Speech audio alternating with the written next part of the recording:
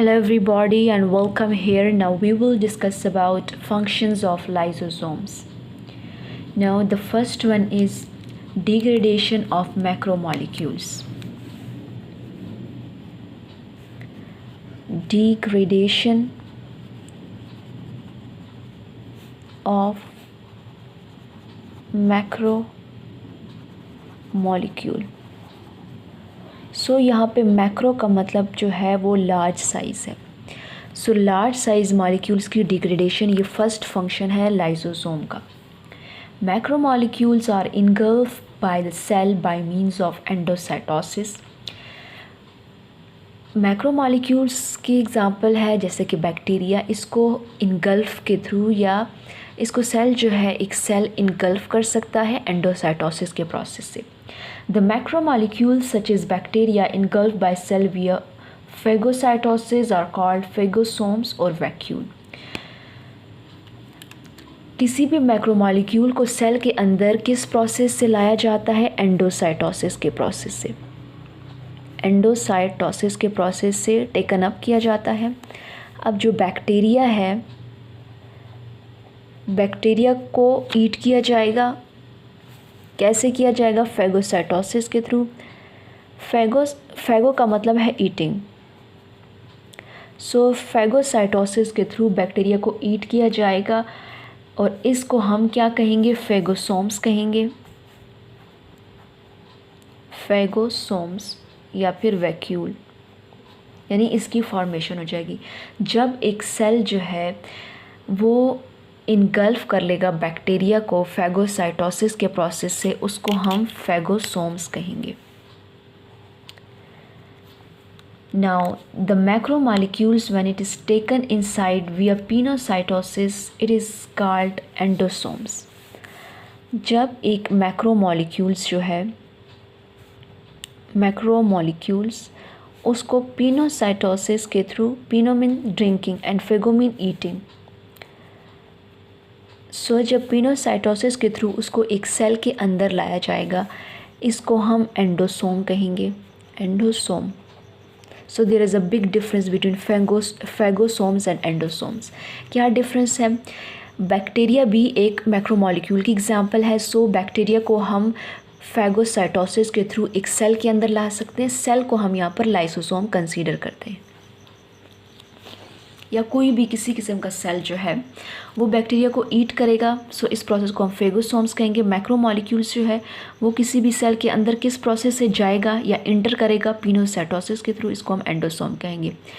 अब जो है प्राइमरी लाइसोसोम्स जो है वो फ्यूज़ कर जाएगी. Primary lysosomes now fuse with primary lysosome fuse करेगी किसके साथ? फैगोसोम्स के साथ और विथ एंडोसोम. जब ये फैगोसोम्स एंड एंडोसोम्स के साथ फ्यूज़ हो जाएगी तो ये क्या बनाएगी? ये सेकेंडरी लाइसोसोम्स में कन्वर्ट हो जाएगी. सेकेंडरी लाइसोसोम्स में कन्वर्ट हो जाएगी. Secondary lysosomes active form of lysosomes है जिसका जो इन्वायरमेंट है वो मच मोर एसिडिक होता है. एक्टिव है और इसका इन्वायरमेंट एसिडिक होता है.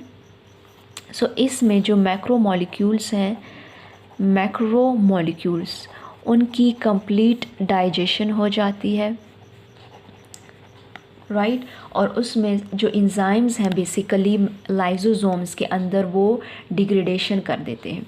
सो जो वेस्ट प्रोडक्ट्स जो बनता है, यानी इनकी डिग्रेडेशन के नतीजे में जो वेस्ट बनता है, waste are formed by the digestion of macromolecules. So these waste products move through cytoplasm and fuse with the cell membrane. अब ये जो waste products जो हैं ये सेल मेम्ब्रेन के साथ फ्यूज़ करेंगे. सेल मेम्ब्रेन के साथ फ्यूज़ करेंगे और ये एलिमिनेट हो जाएंगे. कौन से प्रोसेस से? Eliminate by exocytosis. एक्सोसाइटोसिस के प्रोसेस के थ्रू ये एक सेल से बाहर निकल जाएंगे. So degradation of worn out organelles, worn outs mean वो जो डैमेज हो जाती हैं कम्प्लीटली, जो सही से फंक्शन परफॉर्म नहीं कर सकती। नाउ हमारे पास रफ एंडोप्लाज्मिक रेक्टिक्यूलम जो है वो wrap around itself around the worn out organelles such as mitochondria and form autophagosomes. Rough endoplasmic reticulum जो है अपने आप को रैप कर लेती है, मींस फोल्डिंग बना लेती है, रैप कर जाती है अराउंड वॉर्न आउट ऑर्गेनेल्स जैसा कि माइटोकॉन्ड्रिया। यानी रफ एंडोप्लाज्मिक रेक्टिक्यूलम जो है वो अपने आप को माइटोकॉन्ड्रिया के अराउंड रैप कर देती है,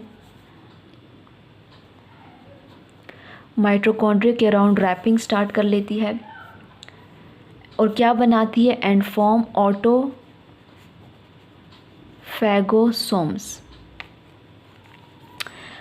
रफ एंडोप्लाज्मिक रेक्टिक्यूलम अपने आप को माइटोकॉन्ड्रिया के अराउंड रैप कर लेती है और ऑटोफैगोसोम्स बनाती है, मींस लपेट लेती है और ऑटोफैगोसोम्स बनाती है। प्राइमरी लाइसोसोम्स जो है, प्राइमरी लाइसोसोम्स जो है वो फ्यूज़ करती है विद ऑटोफैगोसोम्स, फ्यूज़ करती है primary lysosomes fuse with autophagosomes and क्या बनाती है, कन्वर्ट हो जाती है सेकेंडरी लाइसोसोम्स में। प्राइमरी लाइसोसोम्स जब ऑटोफैगोसोम्स के साथ फ्यूज़ करती है तो वो कन्वर्ट हो जाती है सेकेंडरी लाइसोसोम्स में। सेकेंडरी लाइसोसोम्स बेसिकली क्या होती है, इसमें ये एक्टिव फॉर्म ऑफ लाइसोसोम्स है, इसमें एसिडिक एनवायरनमेंट है just like we discuss here. So यहाँ पे डाइजेशन का प्रोसेस होता है, इंजाइम्स जो है सेकेंडरी लाइसोसोम्स में वो एक्टिवेट हो जाते हैं। नाउ ये इंजाइम्स जो हैं डाइजेस्ट कर देते हैं ऑटोफैगोसोम्स के कंटेंट को। नाउ हमारे पास सिक्रीटरी फंक्शंस हैं लाइसोसोम्स के। The third one is secretory function.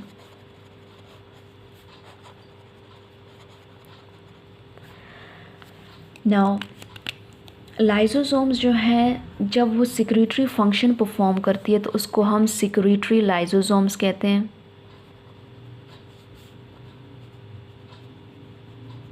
Secretory lysosomes वो लाइसोसोम्स हैं जो कि सिक्रीटरी, उनका फंक्शन जो है वो सिक्रीटरी इन नेचर होता है, यानी कुछ सिक्रीशंस करना होता है।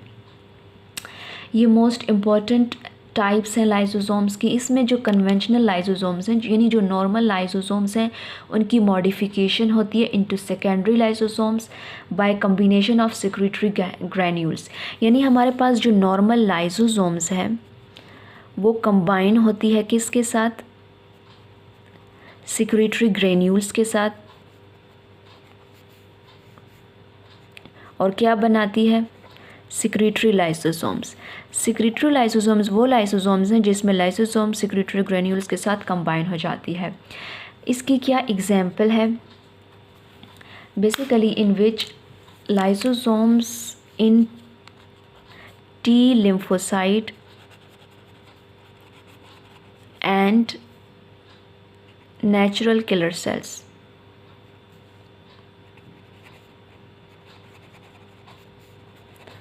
इनमें जो लाइसोसोम्स प्रेजेंट होती है, इन दोनों में जो लाइसोसोम्स प्रेजेंट होती है बेसिकली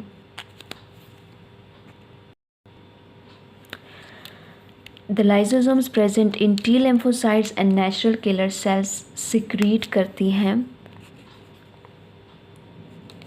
परफोरिन एंड ग्रेन्जाइम्स।